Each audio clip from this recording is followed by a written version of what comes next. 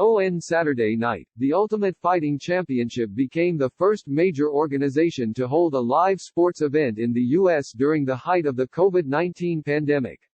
However, rather than being hailed as an entertaining night of cagefighting designed to distract sports fans in self-isolation, the focus has instead fallen on the UFC's questionable protocols, and the lengths the promotion is willing to take to ensure that no one involved in the event can speak out.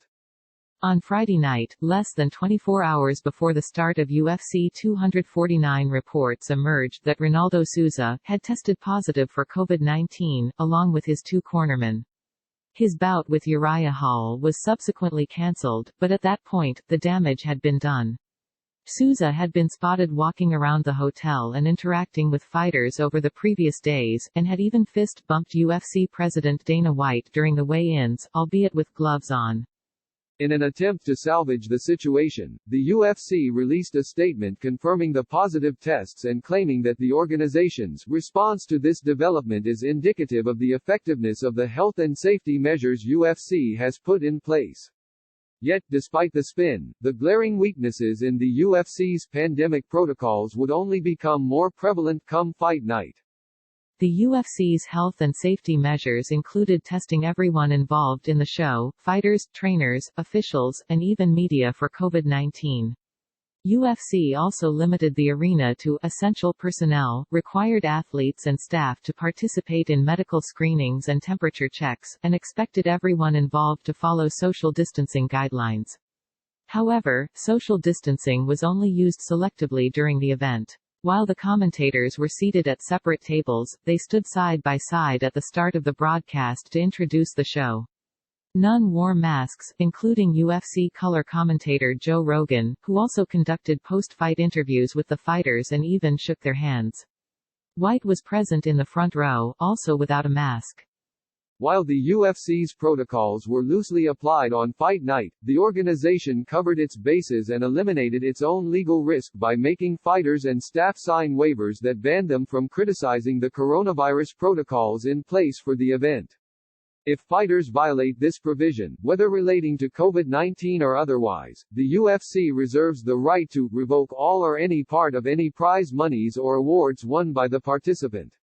The news was first reported by Yahoo Sports, who obtained a copy of the legal waiver. When confronted with the clause, White played down its importance. First of all, there's something in the contract for disparagement. There's a disparagement clause in there that's in all of our contracts, White said when asked by Yahoo Sports to comment. If you came out and had something critical to say about the testing that was true, that wouldn't be disparagement. However, the New York Times countered White's statement and explained that nothing in the agreement obtained by the Times says that only untrue statements can be punished.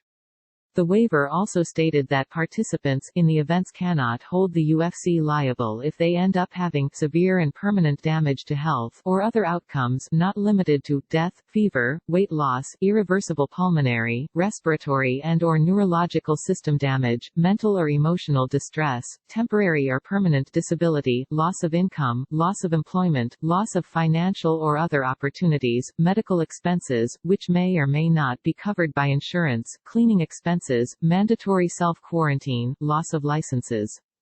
It is not only UFC fighters and staff who agreed to sign. ESPN reported that media members were also required to sign the waiver, thus ensuring that none of those present at the event would be able to report critically on the UFC's health and safety measures. In short, the journalists at the event who were expected to report on the UFC's pandemic protocols actually waived their right to do so, a significant blow to their ability to do their jobs. It also all but guaranteed that the UFC would not be held accountable for any missteps on its part. That lack of transparency is a huge concern. To date, we have no understanding of the protocols in place when a fighter tests positive for COVID-19, which happened, and what quarantine procedures are mandated for fighters and staff after the events. Coupled with the promotion using a waiver to silence the fighters, reporters and potential whistleblowers, it is clear that UFC 249 took place under questionable circumstances. While UFC 249 was supposed to lay the blueprint for other major sports organizations to hold events during the pandemic, the event instead serves as an example of the lengths leagues may go to put on shows. Despite the UFC's testing procedures, and its limited number of competitors, a fighter still tested positive for COVID-19, and the only thing protecting the UFC is a legal waiver that no athlete or journalist should be forced to sign.